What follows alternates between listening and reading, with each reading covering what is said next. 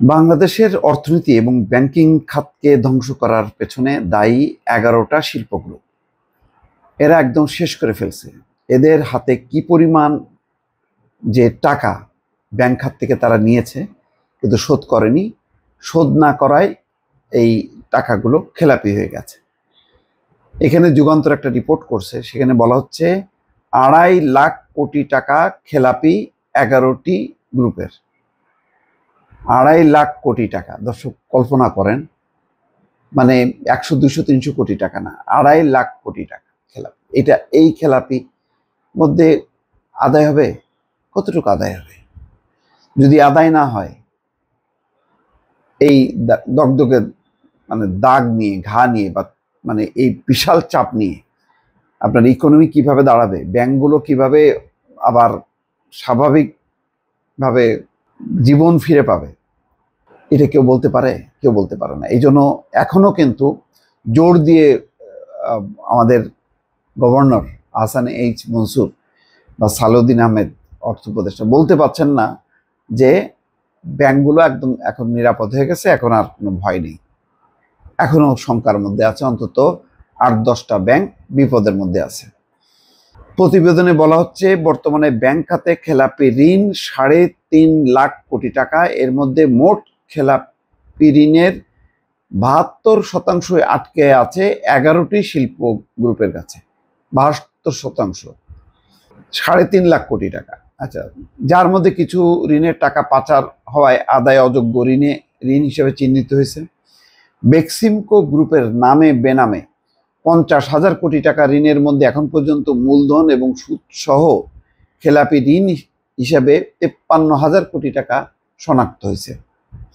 চিন্তা করেন, এস আলম গ্রুপের মোট ঋণের পরিমাণ 2,25,000 কোটি টাকা। এর মধ্যে 1,50,000 কোটি টাকাই খেলাপি হয়েছে, মানে 1.5 লাখ কোটি টাকা অলরেডি খেলাপি হয়ে গেছে। পাওয়া যাবে? এরা তো লাপাত্তা, এখন দেশেই নাই। বরং এরা দেশে, মানে এদেরকে রাখা দরকার ছিল। দেশে রেখে তাদের সাথে নেগোসিয়েট করে যতটা আদায় করা যায় সেই পথে যাওয়া দরকার ছিল। শিকদার গ্রুপের নামে বেনামে 7,290 কোটি টাকা ঋণের এখন পর্যন্ত গ্রুপটির খেলাপি 2,090 কোটি টাকা। 7,290 কোটি টাকার মধ্যে খেলাপি 2,090 কোটি টাকা। নাবিল গ্রুপের মোট 13,000 কোটি টাকা ঋণের তথ্য উদ্ঘাটন হয়েছে। এসব ঋণের বড় অংশই জালিয়াতি হয়েছে। নাবিল গ্রুপ একেবারে পুরো জালিয়াতির মধ্যে গেছে। নাসা গ্রুপের মোট 21,000 কোটি টাকার ঋণের মধ্যে খেলাপি 11,000 কোটি টাকা।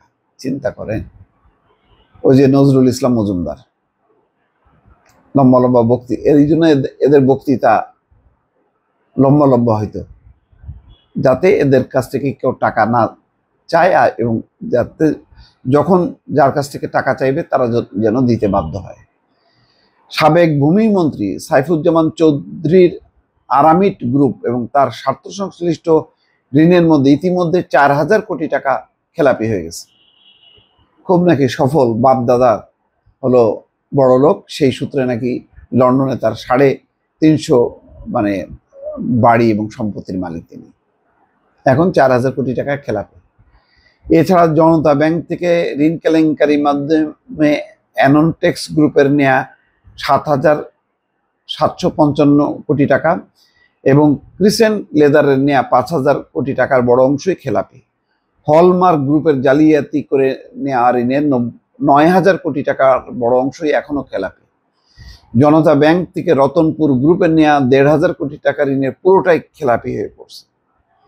এখন আর এই খেলাপি ঋণের আমার যেটা ধারণা 10-20% হয়তো আদায় হবে, 30%। এই তার মানে এটা হলো মানুষের টাকা, রাষ্ট্রের টাকা ব্যাহত হয়ে গেল। এভাবেই এরা কোটি কোটি টাকা নিয়ে দেশে, মানে তারা একেবারে আয়েশি জীবনযাপন, একেবারে বিলেতি জীবনযাপন। আর বিলেতে তো তাদের অঢেল সম্পত্তি, সমস্ত গোষ্ঠী শুদ্ধ বিলেতে বসবাস করে। বাংলাদেশের এই ঋণের টাকা, পাচার টাকা নিয়ে তারা সেখানে বহু বিলাসিতা করে। দর্শক ভালো থাকবেন, আল্লাহ হাফেজ।